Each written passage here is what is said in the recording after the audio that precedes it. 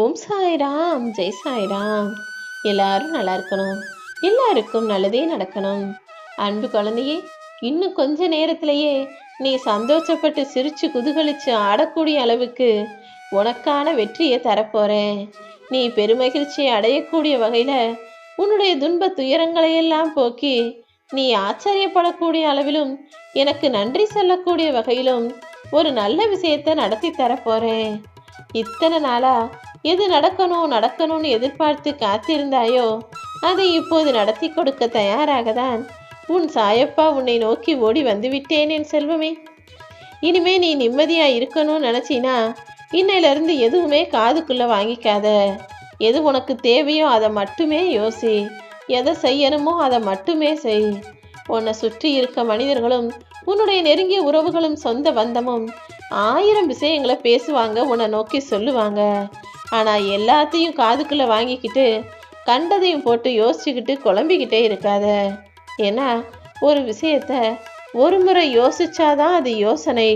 மீண்டும் மீண்டும் அதை பற்றியே யோசிச்சுக்கிட்டே இருந்தா அதற்கு பெயர் குழப்பம் அல்லவா?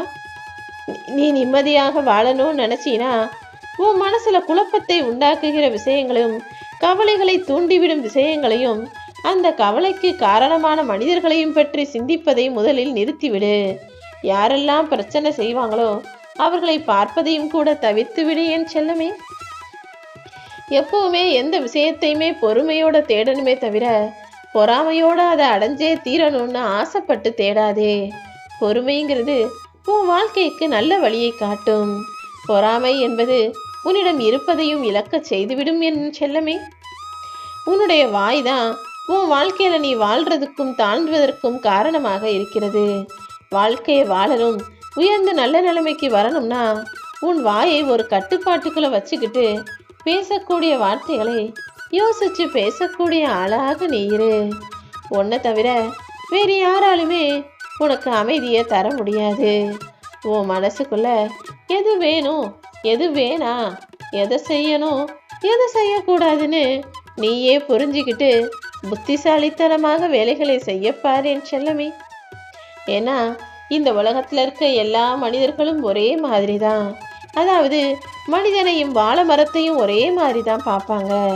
ஒரு நல்ல காரியம், ஒரு விஷயம்னா வாழை மரத்தை தூக்கிட்டு வந்து வாசல்லையே வச்சுக்குவாங்க, அதை தூக்கி வச்சு கொண்டாடுவாங்க. தேவை முடிஞ்ச உடனே அந்த மரத்தை வெட்டி வீசுவது போலதான் மனிதர்களையும் தேவைப்படும் போது கூட்டிட்டு வந்து நடு வீட்டில் உட்கார வச்சு எல்லாத்தையும் சொல்லுவாங்க, பேசுவாங்க. தேவை முடிஞ்சதும் மனுஷனை தூக்கி ஓரமா போட்டுட்டு அவங்கவங்க வாழ்க்கையை பார்த்துக்கிட்டு போய்கிட்டே இருப்பாங்க. அதனாலதான் யாருடைய தேவைக்காக உன்னை தேடி வந்தாங்கன்னா நீ அவங்கள மதிக்க கூட செய்யாத. எப்போதுமே உன் கூட நல்லா பேசுறவங்களுக்கு மட்டும் நீ மதிப்பு கொடுன்னு நான் சொல்றேன். இதுவரைக்கும் நடந்து முடிஞ்சதையும் சரி, உன் வாழ்க்கையில நீ இழந்து போன விஷயங்களையும் சரி, நீ ஒருபோதும் நினைவுக்கு கொண்டு வராதே என் செல்லமே. ஒரு இடத்துல உனக்கு கேள்வி கேட்க மனிதர்கள் உரிமை தரவில்லை என்றால் அவங்க உன்னை அடிமையாதான் நினைக்கிறாங்கன்றதை புரிஞ்சுக்கோ. எந்த இடத்துல உனக்கு எல்லா உரிமைகளையும் கொடுக்குறாங்களோ, எந்த இடத்துல உனக்கு மதிப்பும் மரியாதையும் கொடுக்குறாங்களோ அந்த இடத்தில் மட்டும் நீ இருந்தால் போதும். அடுத்தவர் உன்னை பாராட்டல, அடுத்தவர் உனக்கு வெகுமதி தரவில்லை என்பதற்காக நீ செய்யக்கூடிய நல்ல செயல்களை நிறுத்தி விடாதே. தொடர்ந்து உன்னுடைய நல்லெண்ணங்களையும் நல்ல செயல்களையும் பின்பற்றி வா. உன்னுடைய கடமைகளையும் பொறுப்புகளையும் சரியாக நீ செய்யும் போது உன் வாழ்க்கையில நீ உயர்வதையும் யாராலும் தடுக்க முடியாது என் செல்லமே. இந்த உலக வாழ்க்கையில உண்மை எப்பவுமே கசக்கதான் செய்யும். பொய் எப்பவுமே கேட்கறதுக்கும் பார்க்கறதுக்கும் ரொம்ப இனிப்பாக தான் இருக்கும். ஆனாலும் உண்மை எதுவோ அதுதான் நீடித்த நிரந்தரமான நிம்மதியை தரக்கூடியது. எல்லா சூழ்நிலையிலையும் எல்லா காலகட்டத்திலையும் நீ உண்மையே பேசக்கூடிய ஆளாக இரு.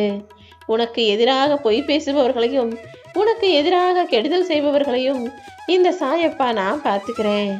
இப்போ நீ எந்த காரியம் நினைச்சியோ, எந்த விஷயம் நடக்கணும்னு நினைச்சியோ அதில் உனக்காக வெற்றியை இன்று தரப்போறேன். இந்த நாள் உனக்கான நாள். இன்று நீ சற்றும் எதிர்பாராத அதிசயங்களும் ஆச்சரியங்களும் நடக்கப் போகுது.